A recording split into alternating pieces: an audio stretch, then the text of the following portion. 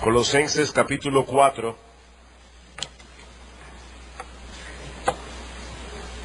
Bien. Colosenses capítulo 4. Nosotros avisamos el miércoles pasado que íbamos a concluir la carta a los Colosenses en el día de hoy. Pero yo le decía ayer a un pastor amigo, a Boni Lozano en Madrid, que definitivamente los sermones tienen vida propia.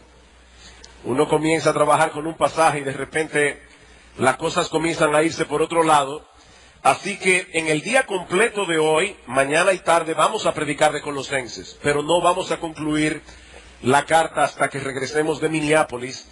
En la mañana vamos a predicar los versículos 2 y 3, en la tarde, 2 al 4, perdón, en la tarde vamos a predicar como preparación de hecho para la Santa Cena, los versículos 5 al 6. Así que vamos a leer el pasaje completo, Colosenses capítulo 4, versículos 2 al 6.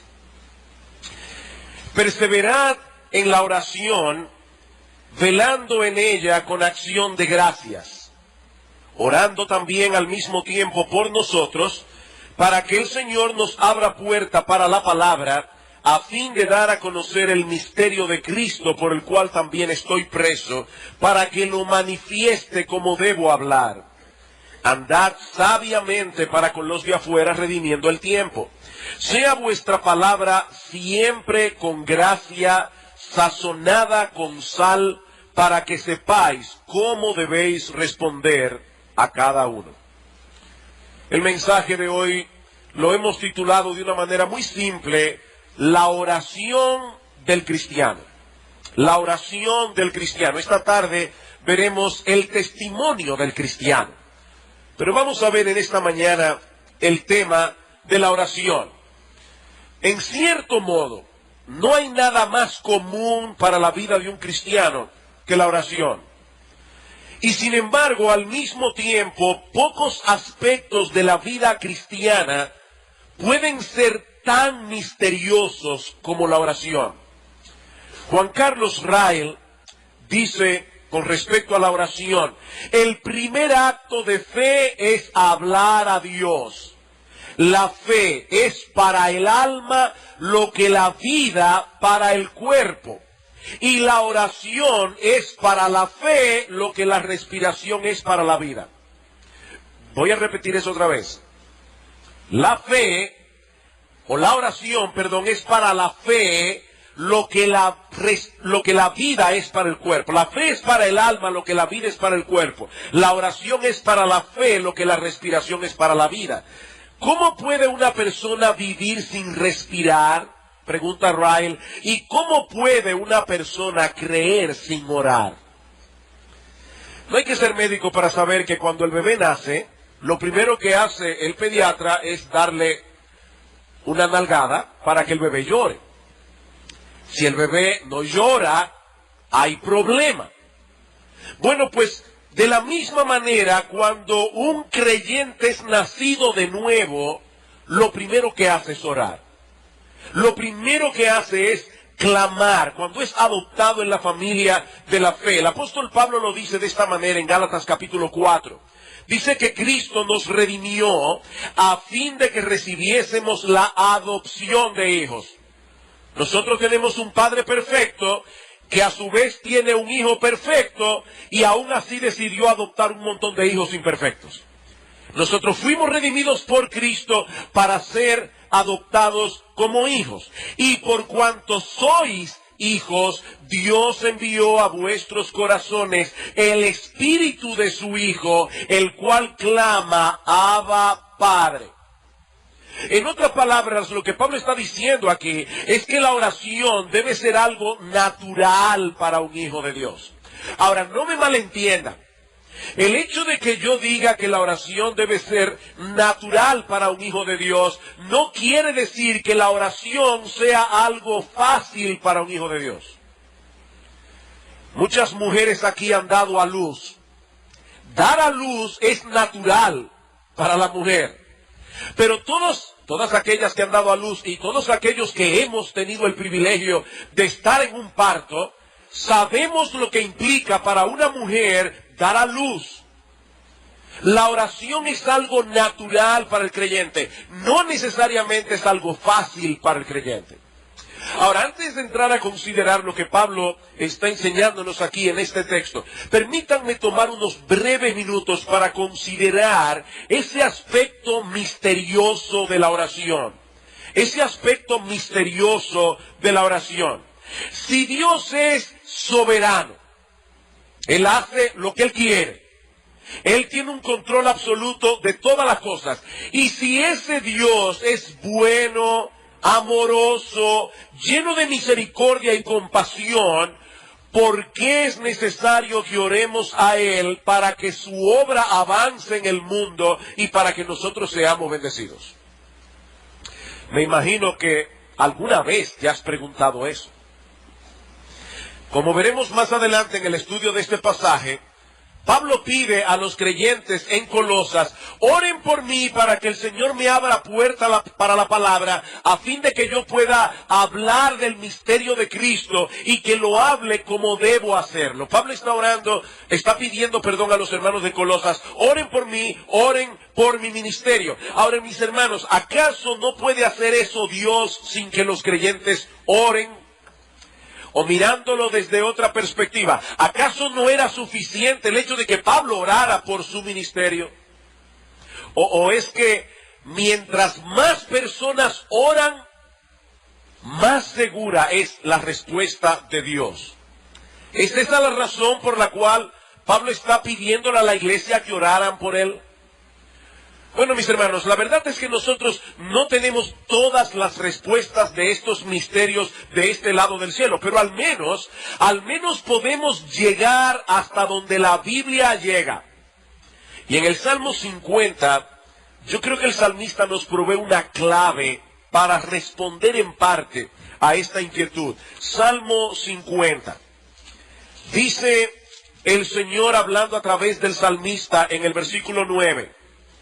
No tomaré de tu casa becerros ni machos cabríos de tus apriscos, porque mía es toda bestia del bosque y los millares de animales en los collados. Pablo está diciéndonos Dios nos está diciendo en otras palabras: yo no necesito absolutamente nada de ustedes. Versículo 12. Si yo tuviese hambre, por supuesto, esto es irónico porque Dios nunca tiene hambre, pero Dios dice aquí: en el supuesto de que yo tuviese hambre, yo no te lo diría a ti, porque mío es el mundo y su plenitud. Mis hermanos, Dios no nos necesita. Y si Dios no nos necesita, eso quiere decir que Él tampoco necesita de nuestras oraciones para llevar a cabo en el mundo sus decretos soberanos. Ahora, si esto es así, entonces, ¿por qué nos manda que oremos? Yo creo que el versículo 12 es lo que nos provee la clave. Versículo 15. Invócame en el día de la angustia. Yo te libraré y tú me honrarás. Y podemos traducir eso literalmente: tú me glorificarás. Sam Storm, en su comentario, su devocional de la carta a los Colosenses, lo explica de esta manera. Es como si Dios estuviese diciéndonos: cuando estés en dificultades, cuando tengas necesidades y problemas y obstáculos que vencer, clama a mí y pídeme que intervenga. Si lo haces, yo te libraré. Y en esa evidente dependencia tuya en mí, yo seré glorificado. Yo te libraré, tú me honrarás. De manera que tú obtienes la liberación, dice Dios, y yo obtengo la gloria. Tú recibes una bendición y las personas, los ángeles y los demonios ven que yo soy el proveedor todo suficiente, el Dios de los recursos infinitos, el único ser en el universo que sobreabunda en bondad para gente débil y necesitada como tú. Eso es lo que Dios nos está diciendo aquí. Nuestras oraciones subrayan o manifiestan nuestra dependencia en Dios. Y nuestra dependencia en Dios le da gloria a Él. Cuando nosotros venimos delante de Dios en oración, nosotros somos humillados como seres dependientes. Y Él es glorificado como aquel de quien sus criaturas dependen. Nosotros obtenemos la bendición, Dios obtiene la gloria. Así que la razón por la cual Pablo pide a las iglesias que oren por él no es porque necesitamos ablandar a Dios presentándole una petición con muchas firmas al pie. Hermanos, necesitamos convencer a Dios. Por favor, vengan el miércoles para que nosotros podamos firmar la petición que le vamos a hacer a Él en el trono de la gracia. No, mis hermanos, Dios no necesita firmas. Él no va a responder la oración por la cantidad de firmas que haya al pie de la petición. Pero Dios será más glorificado cuando más personas vengan a orar y Dios responda. En otras palabras, la razón es una mayor y más amplia gloria de Dios. Vayan conmigo a la segunda carta de Pablo a los Corintios. Allí esto se ve todavía más claro. Segunda a los Corintios, capítulo 1, versículo 9. Pablo está relatando aquí una experiencia que él y sus compañeros de misiones tuvieron en Asia Menor.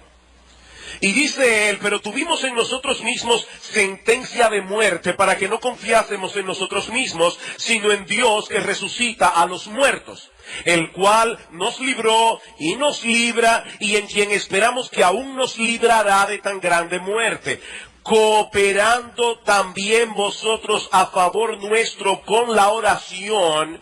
Y ahora escuchen la razón, para que por muchas personas sean dadas gracias a favor nuestro por el don concedido a nosotros por medio de muchos.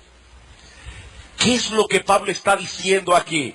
En palabras muy simples, que Dios es más ampliamente glorificado cuando un grupo de sus hijos se acercan a Él en oración para interceder por alguien, de manera que cuando Dios responda a esa oración, ese gran grupo de creyentes que le pidió por esta petición, ahora le va a dar gracias como un solo hombre.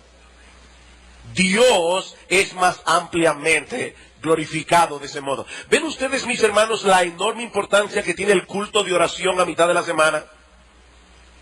Esto es enormemente importante. Nosotros no estamos recogiendo firmas, como decíamos hace un momento. La razón por la que debemos venir al culto de oración es porque nosotros queremos que nuestro Dios sea más ampliamente glorificado en medio nuestro. Y eso solo será posible en la medida en que todos nos involucremos a elevar nuestras peticiones delante del trono de Dios para que luego nos unamos a darle gracias. Así que a menos que una causa de fuerza mayor te lo impida, mi amado hermano, tu deber es estar aquí el miércoles clamando a Dios para una mayor gloria de Él. Con esto en mente, pasemos ahora a considerar este pasaje de la carta a los Colosenses, donde encontramos básicamente dos cosas, una exhortación general y una petición particular. Veamos en primer lugar la exhortación, Colosenses capítulo 4, versículo 2. Perseverad en la oración, velando en ella con acción de gracias. Es increíble la cantidad de cosas que hay encerrada en esas pocas palabras. Perseverad en la oración. Esa palabra perseverar significa permanecer haciendo algo a pesar de las dificultades, a pesar de los obstáculos que se presentan en el camino. Así que el asunto, según Pablo, no es orar en un momento dado, es permanecer orando. Muchas veces nosotros hemos dicho que cuando viene la prueba, cuando viene la dificultad, nosotros creemos en el momento, pero entonces la dificultad se extiende y pasan los días y se convierten en semanas y las semanas se convierten en meses y a veces los meses se convierten en años y entonces la fe nuestra comienza a decaer. Por eso, mis hermanos, lo más importante no es creer en el momento de la prueba, es seguir creyendo. Bueno, pues de la misma manera, no solamente debemos orar en el momento, es seguir orando, aun cuando parece que nuestras oraciones no están haciendo ninguna diferencia. ¿Recuerdan ustedes la parábola del juez injusto en Lucas 18? Dice que Cristo dio esta parábola precisamente para que nosotros nos dediquemos a orar sin desmayar. Y pone el ejemplo de una viuda que viene delante de un juez y le pide que le haga justicia. Y el juez es un hombre malo, es un hombre perverso. A él no le preocupa el caso de la viuda, pero finalmente dice, ¿por qué esta viuda me es molesta? Voy a atender su caso. Y dice Cristo, si esa fue la reacción del juez injusto, ¿cuál no será la reacción de nuestro Padre amante? Ahora hay otra parábola en Lucas, y esa sí yo quiero que ustedes la busquen, en Lucas capítulo 11. Lucas capítulo 11. Una parábola con una enseñanza similar. Solo que hay un detalle aquí que yo quiero subrayar. Luego de enseñar a los discípulos el modelo del Padre Nuestro para orar, no es que nosotros debemos repetir el Padre Nuestro, la Biblia dice claramente que no hagamos vanas repeticiones cuando venimos delante de Dios, pero el Padre Nuestro es un modelo de oración. Y entonces el Señor dice en el versículo 5, les dijo también, ¿quién de vosotros que tenga un amigo va a él a medianoche y le dice, amigo, préstame 3 panes, porque un amigo mío ha venido a mí de viaje y no tengo que ponerle delante? Y aquel respondiendo desde dentro le dice, no me molestes, la puerta ya está cerrada y mis niños están conmigo en cama, no puedo levantarme a dártelos. Os digo que aunque no se levante a dárselos por ser su amigo, sin embargo, por su importunidad, se levantará y le dará todo lo que necesite. Y yo os digo, pedid y se os dará, buscad y hallaréis, llamad y se os abrirá. ¿Cuál es el detalle que yo quiero que ustedes noten en este texto? Aquí hay un hombre acostado en cama con sus hijos. Un amigo llega y comienza a tocarle la puerta a una hora importuna y le pide 3 panes. Y Cristo dice, ¿ustedes creen que este hombre le va a decir, no me molestes, ya mis hijos están en cama? Dice, no, por su importunidad se levantará y le dará los panes. Ahora yo quiero hacerles una pregunta en esta mañana. ¿Quiénes somos nosotros en esta parábola? ¿El amigo que toca la puerta o los hijos que están en la cama? ¿Quiénes somos nosotros? Nosotros no somos los amigos que están importunando a Dios. Nosotros somos sus hijos queridos que estamos acurrucados con Él en la cama y a medianoche nos levantamos y le decimos a nuestro Padre Celestial, Padre, tengo hambre. Y si ese hombre se iba a levantar para darle pan al amigo importuno, ¿cuánto más no nos dará a nosotros lo que le pedimos? Mis hermanos, nosotros estamos en la cama junto con Dios, acurrucados con Él. Nosotros somos sus hijos queridos. No tenemos que estar tocando la puerta, con simplemente susurrar. Ya el corazón de nuestro Padre está derretido por nosotros. Con simplemente pedir. Ahora bien, y aquí viene otra vez el misterio de la oración. El hecho de que Pablo nos diga perseverad en la oración, ¿qué implica? O implica que la oración no es un cajero automático. Nosotros no vamos a ir delante de Dios, vamos a introducir la tarjeta ATH, vamos a marcar el código clave y de repente, en el instante, vamos a recibir el dinero que marcamos en la pantalla. No, la oración no funciona así.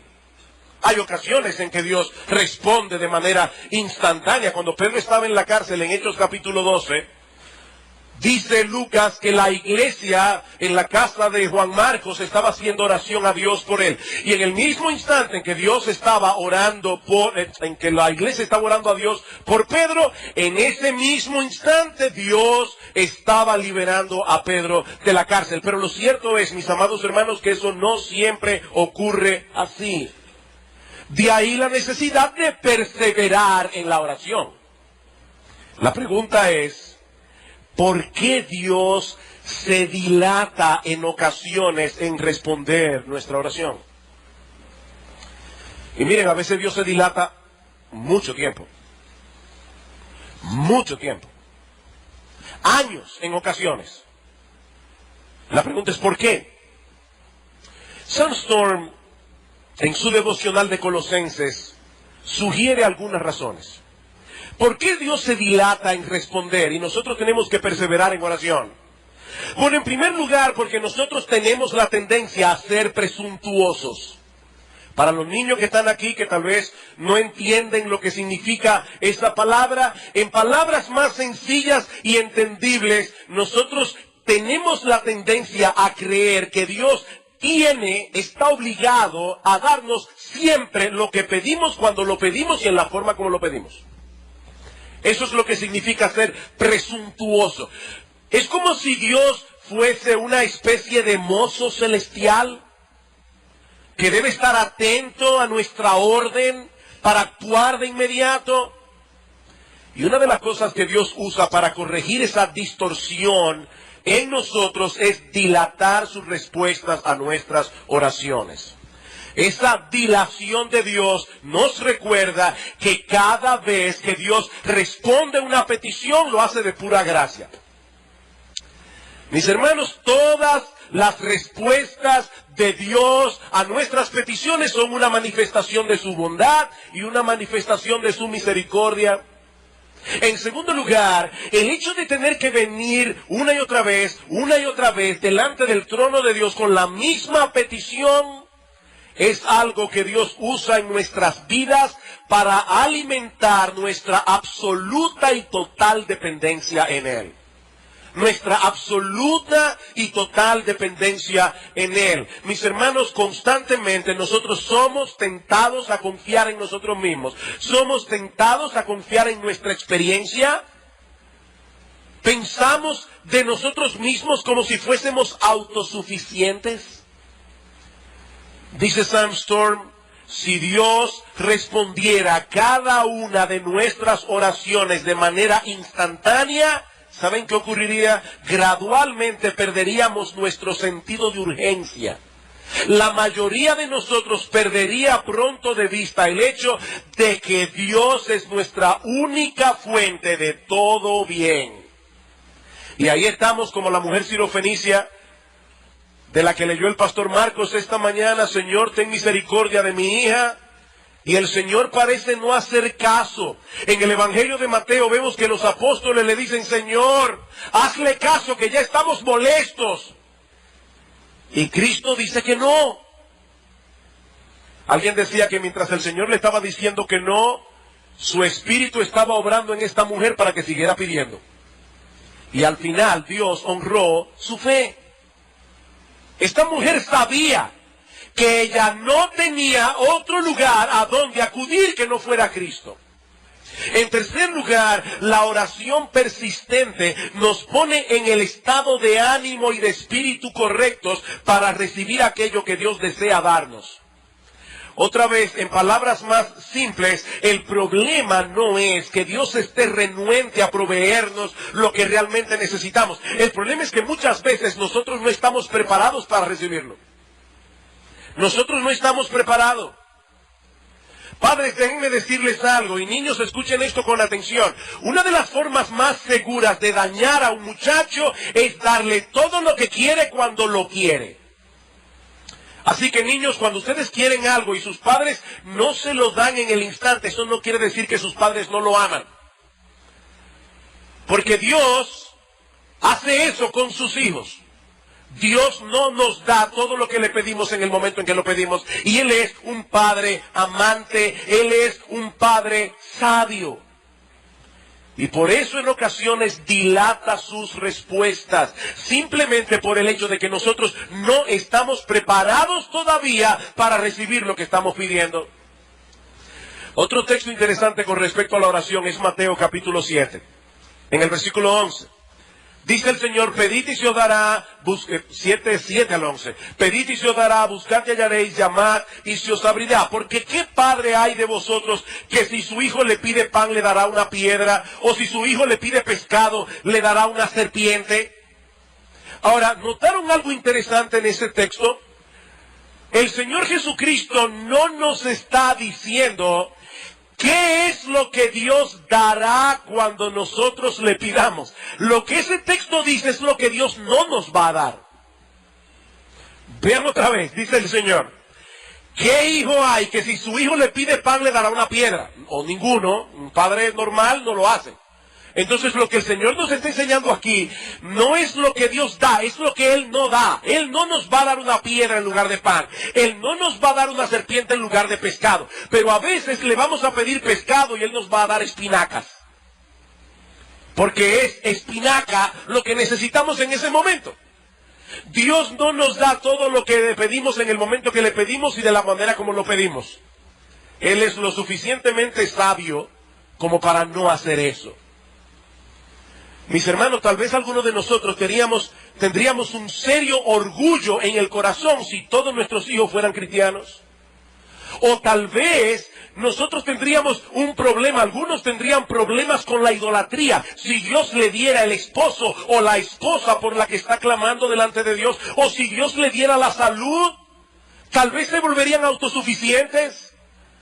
Y debo aclarar que yo no estoy aquí tratando de interpretar la providencia de Dios en el caso de cada cual. Bueno, mira, Dios no te ha dado todavía que tus hijos se conviertan porque tú eres un orgulloso, o Dios no te ha provisto un esposo o una esposa porque tú eres un idólatra. Yo no estoy diciendo eso. Lo que estoy diciendo, mis amados hermanos, es que Dios sabe en qué momento Él nos va a dar lo que Él quiere darnos, y va a ser en el momento preciso. En 2 Corintios capítulo 12, Pablo dice, Señor, quítame este aguijón. ¿Y qué le dice el Señor? No, Pablo, bástate mi gracia, mi poder se perfecciona en la debilidad. Tú necesitas este aguijón en este momento. Y lo que me llama más la atención es lo que Pablo dice después. Dice, bueno, si eso es así, de buena gana me gloriaré en mis debilidades. ¿Qué? Espérate. Tú me estás diciendo que te vas a gloriar de buena gana en tener un aguijón en el cuerpo, probablemente una enfermedad. Pablo dice, sí, no porque yo sea masoquista, sino porque yo he entendido que hay una mayor gloria de Cristo en usarme a mí a pesar de mi aguijón. Así que yo de buena gana me gloriaré porque ahora he entendido que Cristo se glorifica más en mí precisamente por mi debilidad. Pablo quería la gloria de Cristo, a como dé lugar. En cuarto lugar, la perseverancia en oración nos ayuda a purificar nuestras peticiones. El hecho de tener que venir una y otra vez delante del trono de Dios es algo que Dios puede usar para que nosotros diferenciemos entre aquellas cosas que verdaderamente necesitamos y las otras que son meros deseos egoístas. Venimos delante de Dios y tenemos que repensar lo que estamos pidiendo. ¿Qué dice Santiago capítulo 4 versículo 2? Muchos de ustedes no tienen lo que quieren porque no lo piden, y otros porque piden mal para gastar en vuestros deleites. El tener que venir delante de Dios nos ayuda a evaluar nuestras motivaciones al pedir esas cosas. ¿Por qué tú quieres que Dios te dé eso? Dios conoce tus motivaciones. Dios conoce mis motivaciones. Nosotros somos los que a veces no las conocemos. Y Dios obra en ese perseverar para que nosotros podamos purificar, refinar lo que estamos pidiendo delante de Él. En quinto lugar, la perseverancia en oración nos ayuda a cultivar la virtud de la paciencia. La virtud de la paciencia. Mis hermanos, el hecho de que Dios retenga su respuesta es para enseñarnos a esperar pacientemente en Él. Paciente esperé a Jehová, dice el salmista. pacientemente. ¿Saben que algunas personas piensan en la paciencia como una virtud pasiva? ¿Paciencia? No, eso es resignación. No, la paciencia no es una virtud pasiva. Paradójicamente, esperar en Dios es una de las cosas que más esfuerzo requiere. Eso no es pasivo. Aprender a esperar en Él es una de las lecciones más difíciles para un cristiano. Y una de las más vitales. ¿Saben por qué? Porque sin paciencia no hay madurez. Sin paciencia no hay madurez. Los niños tienden a ser impacientes.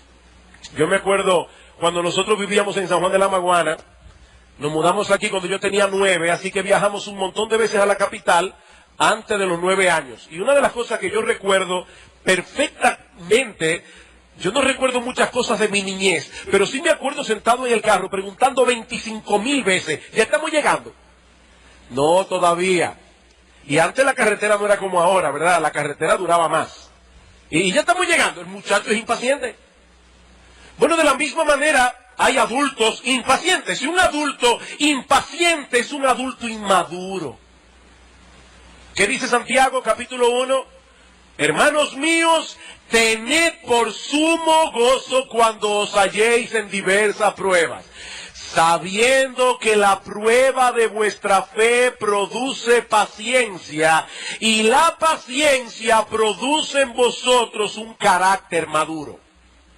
La paciencia produce madurez. Eso es lo mismo que Pablo enseña en Romanos capítulo 5, versículo 3. Nos gloriamos en las tribulaciones. ¿Por qué? Porque la tribulación produce paciencia y la paciencia produce, lamentablemente Reina Valera dice produce prueba, pero la palabra que se usa allí debe traducirse más bien, produce un carácter probado.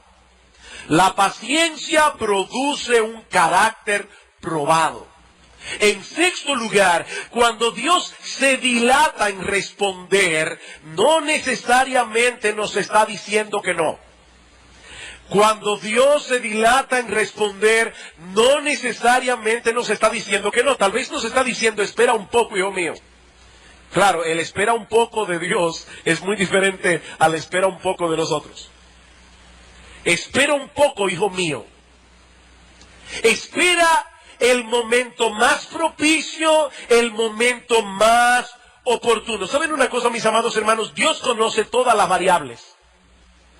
Dios conoce todas las posibilidades. Él sabe, si le doy esto a mi hijo, en este momento va a ocurrir esto y lo otro. Así que cuando Dios responda, va a ser en el mejor momento. Cuando su nombre sea más glorificado y nosotros estemos más preparados para recibir la bendición. Ahora bien, sí, yo he mencionado 6 razones de por qué Dios se dilata en responder. Si ninguna de esas razones te hace sentido y tú todavía sigues perplejo porque Dios se está dilatando en responderte, sigue perseverando en oración. Mis hermanos, Dios no nos pide que nosotros descifremos los misterios de su providencia. Lo que Dios nos pide es que obedezcamos. Y Dios dice en ese texto y en muchos otros textos del Nuevo Testamento que nosotros debemos perseverar en oración. Como dice el puritano William Gurnall, Dios no está obligado a responder de inmediato nuestra oración, pero nosotros sí estamos obligados a orar, aunque Él no nos responda. Y yo sé que esto genera una tensión en el creyente entre la persistencia en la oración y descansar con mansedumbre en su voluntad soberana. John MacArthur dice que este conflicto se resuelve mediante la persistencia y la aceptación final de la respuesta de Dios. Señor, yo voy a seguir orando, a seguir orando, a seguir orando. Al final, lo que tú decidas, por mí está bien, pero yo voy a seguir orando. Yo voy a seguir persistiendo. Es por eso que nosotros decimos muchas veces desde este púlpito que la clave de la mansedumbre en la vida cristiana no está simplemente en confiar en la bondad y el poder de Dios, sino también en su sabiduría. ¿Dios es poderoso para sanarte ahora mismo? Sí. ¿Dios es poderoso para convertir a tu hijo ahora mismo? Sí. ¿Dios es poderoso para darte un compañero o una compañera? Sí. 1000 veces sí. Dios tiene el poder. Pero Él también es sabio. Y Él lo va a hacer en el momento propicio de la manera propicia. No confiemos únicamente en la bondad y el poder de Dios. Confiemos también en su sabiduría. Mientras tanto, nosotros debemos persistir en oración, confiando en que Él hará lo que es mejor en el mejor momento.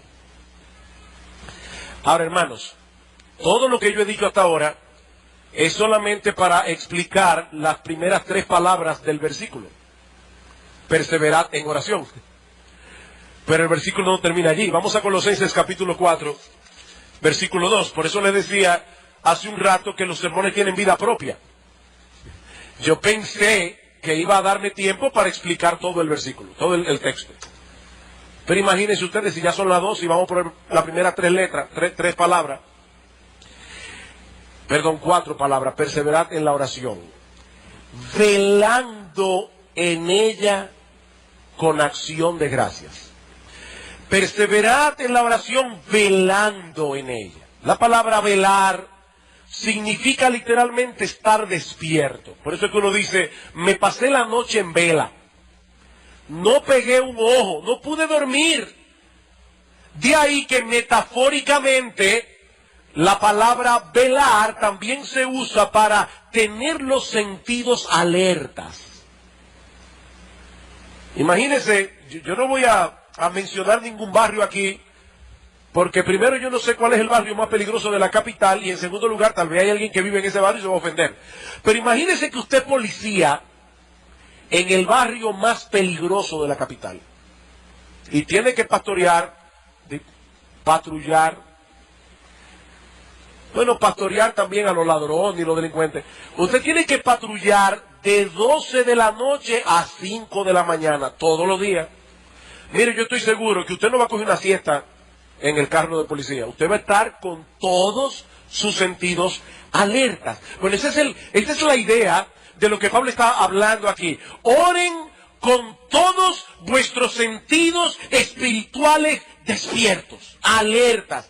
En Efesios 6:18, Pablo lo dice de esta manera: orando en todo tiempo, con toda oración y súplica en el Espíritu, y velando en ella con toda perseverancia y súplica por todos los santos. Velando en ella con toda perseverancia. ¿Y eso qué significa? William Hendrickson, el comentarista, dice que significa básicamente 4 cosas. Que cuando nosotros venimos a orar, primero debemos estar conscientes de nuestras propias necesidades, así como de las necesidades de la familia carnal, de la iglesia, y del mundo a nuestro alrededor. Yo vengo consciente de mis necesidades y de las necesidades de otros. En segundo lugar, vengo a orar consciente de los peligros que amenazan la comunidad cristiana. Que dice primera de Pedro 5:8, sed sobrios y velad, porque vuestro adversario, el diablo, como león rugiente, anda alrededor buscando a quien devorar. Mira, mi amado hermano, yo no sé en qué barrio de la capital tú vives, pero créeme, el diablo es 1000 veces más peligroso que los más peligrosos delincuentes del barrio más peligroso de la capital. Y él anda alrededor buscando a quien devorar. Nosotros no estamos en un picnic. Nosotros estamos inmersos en una guerra. En tercer lugar, conscientes de las bendiciones recibidas, y eso lo veremos en un momento porque Pablo dice orando con acción de gracias, y finalmente conscientes de la voluntad de Dios, porque nosotros debemos orar conforme a la voluntad de Dios, no pedir lo que Él no ha prometido dar. Una persona que venga a orar consciente de sus necesidades y de las necesidades del otro, consciente de los peligros que amenazan la iglesia cristiana, consciente de las bendiciones que ha recibido de la mano de Dios y consciente de la voluntad de Dios es una persona que nunca le faltarán motivos para orar ni motivación para hacerlo. A veces hay personas que vienen a orar y uno dice, ¿y realmente querrá que Dios le responda? Mira, Señor, tú sabes que a fulano se le está muriendo un hijo de 3 años, que se le está muriendo un hijo de 3 años y tú estás pidiendo por él así. Eso es una persona que no está despierta, está medio dormida. Y a veces, hermano, cuando una gente se para aquí a orar, yo lo he dicho otras veces, lo dije esta semana en el culto de oración, parece que los hermanos que están oyendo la oración se durmieron. Uno oye un amén, amén. No, amén, yo estoy de acuerdo con lo que él está pidiendo, Señor. Yo también estoy despierto, siguiendo la oración de este hermano, porque, Señor, yo quiero que tú respondas. Es de esa manera que nosotros debemos venir a orar. Es con un sentido de urgencia. Hay urgencia. Así que debemos orar con perseverancia, debemos orar con todos nuestros sentidos alertas, pero también debemos orar con acción de gracias, dice Pablo. Y esta es la 5ª vez que Pablo exhorta a estos hermanos de Colosas en esta carta tan breve a dar acción de gracias. En el versículo 12 del capítulo 1 dice, con gozo dando gracias al Padre que nos hizo aptos para participar de la herencia de los santos en luz. Vengan a dar oración con gozo. Versículo 6 del capítulo 2. Por tanto, de la manera que habéis recibido al Señor Jesucristo, andad en Él, arraigados y sobreedificados en Él, y confirmados en la fe, así como habéis sido enseñados, abundando en acciones de gracias. Me fascina como lo dice la Biblia de las Américas, rebosando de gratitud. Capítulo 3, versículo 15. Y la paz de Dios gobierne en vuestros corazones, a la que asimismo fuiste llamados en un solo cuerpo, y sed agradecidos. Versículo 17. Y todo lo que hacéis, sea de palabra o de hecho, hacedlo todo en el nombre del Señor Jesús, dando gracias a Dios Padre por medio de Él. Capítulo 4, versículo 2. Perseverad en la oración, velando en ella con acción de gracias. 4 capítulos, 5 exhortaciones. Den gracias a Dios. Den gracias a Dios.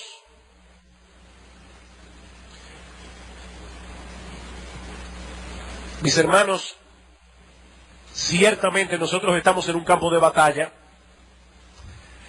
pero no por eso debemos vivir paralizados de temor. Y ahí hay un contraste aquí. Vengan con vuestros sentidos espirituales alertas, pero vengan también con acciones de gracia. ¿Saben por qué? Porque ya nosotros hemos recibido un montón de bendiciones de la mano de Dios y estamos del lado del vencedor.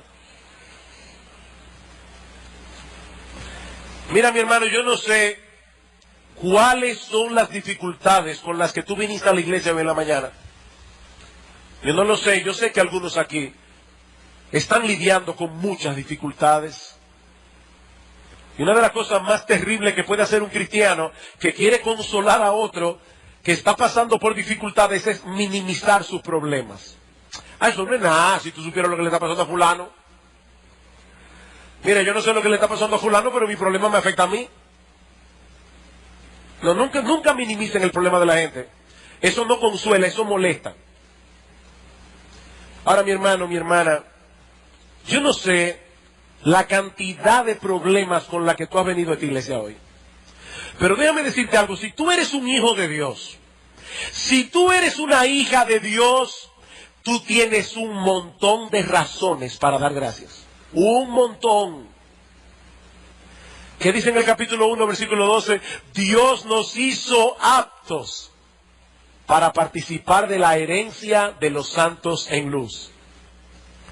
Mi hermano, tú eres coheredero con Cristo. Ahora no tenemos la herencia en la mano, pero Dios no miente. Dios no miente. Al final de esta historia, tú vas a compartir su gloria. Eso es tan real como que estás sentado aquí hoy. Y Pablo dice en Efesios capítulo 1, versículo 3, bendito sea el Dios y Padre de nuestro Señor Jesucristo, que nos bendijo con toda bendición espiritual en los lugares en Cristo. Nosotros hemos sido bendecidos con toda bendición espiritual. Mira, mi hermano, la próxima vez que te dispongas a orar, piensa en esto, piensa en esto. Si tú eres creyente, el único Dios vivo y verdadero, creador de los cielos y de la tierra, nos amó con un amor tan grande que entregó lo más preciado que Él tenía, su propio Hijo, para poder adoptarnos como sus hijos. ¿Y qué dice Pablo en Romanos capítulo 8, versículo 32? Si Dios no escatimó ni a su propio Hijo, sino que lo entregó por nosotros, ¿cómo no nos dará juntamente con Él todas las cosas? Todas las cosas son las mismas todas las cosas del versículo 28. A los que aman a Dios, todas las cosas les ayudan a bien. Eso no significa, como dice John Piper, todo lo que mi corazón engañoso desea. Eso significa todas las cosas que van a cumplir el propósito por el cual Dios nos escogió. Y ese propósito es hacernos conforme a la imagen de su Hijo. Miren, mis hermanos, nosotros estamos muy acostumbrados a escuchar esta frase: Dios escucha la oración de sus hijos. Óyelo otra vez. Dios escucha la oración de sus hijos. O sea, Dios está en su trono gobernando el universo entero. Él es Rey de reyes y Señor de señores. Todas las estrellas, todas las galaxias están en sus manos. Él está atento a todo lo que Él ha creado. Y ¿sabes qué, mi amado hermano? Él nunca está demasiado ocupado para ti. Esa frase se dice rápido. Dios escucha las oraciones de sus hijos. No es para decir, wow, Dios escucha las oraciones de sus hijos. Como dice el salmista en el Salmo 34, los ojos de Jehová están sobre los justos y atentos sus oídos al clamor de ellos. Claman los justos y Jehová oye y los libra de todas sus angustias. ¿Quieres algo más? Él no solamente nos oye, es que Él tiene la capacidad, el poder y la sabiduría para darnos más abundantemente de lo que pedimos o entendemos, como dice Pablo en Efesios capítulo 3, versículo 20.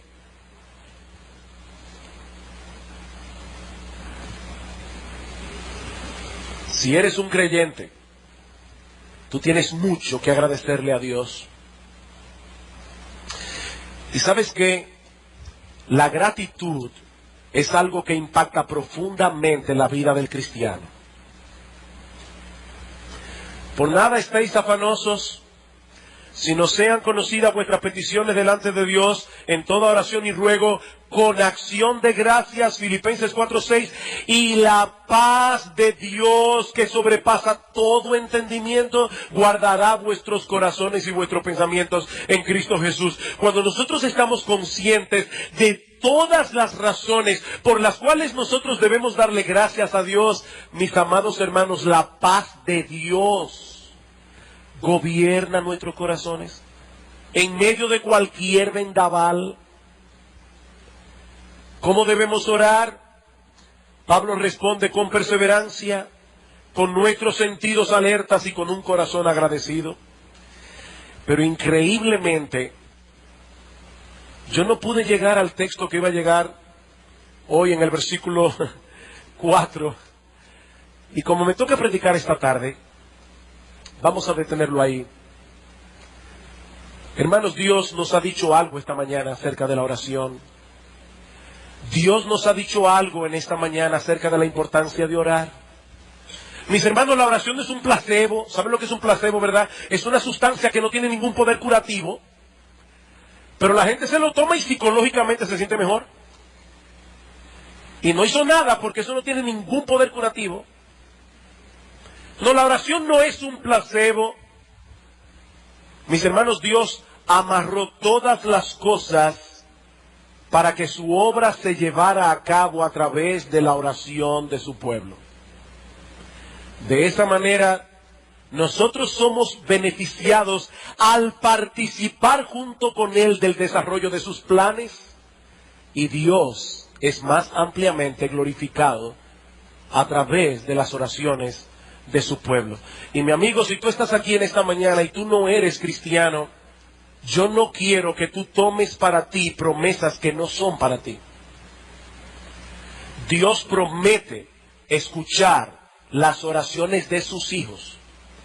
Dios promete escuchar las oraciones de aquellos que han visto su miseria, que han visto su dependencia absoluta y total de Dios, no solamente para ser salvos, sino también para poder vivir la vida cristiana. ¿Sabes, mi amigo, lo que es un cristiano? Es una persona que no tiene la menor confianza en sí mismo para llegar algún día al cielo delante del trono de Dios. Es una persona que ha visto su pecado, es una persona que ha visto su miseria, que viene delante de Dios diciendo: Señor, yo no tengo nada que ofrecerte, pero vengo confiado únicamente en la obra que Cristo llevó a cabo en la cruz del Calvario, en la sangre que Él derramó en esa cruz para limpiar mis pecados. Es en ti, Señor, y es en tu Cristo en que yo confío. Entonces, y solo entonces, Dios comenzará a tratarte como un hijo.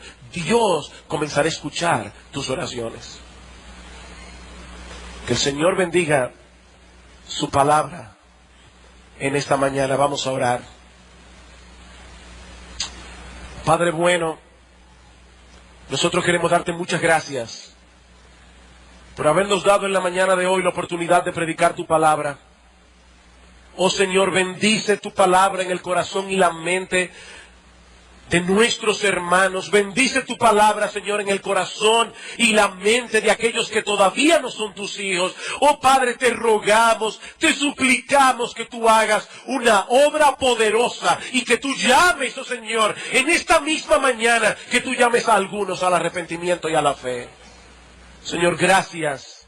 Gracias por ser un Dios vivo, por ser un Dios poderoso, por ser un Dios bueno, amante y sabio, y por ser nuestro Padre a través de Cristo. Gracias por escuchar nuestras oraciones. Alabamos y bendecimos tu nombre en Cristo nuestro Salvador. Amén.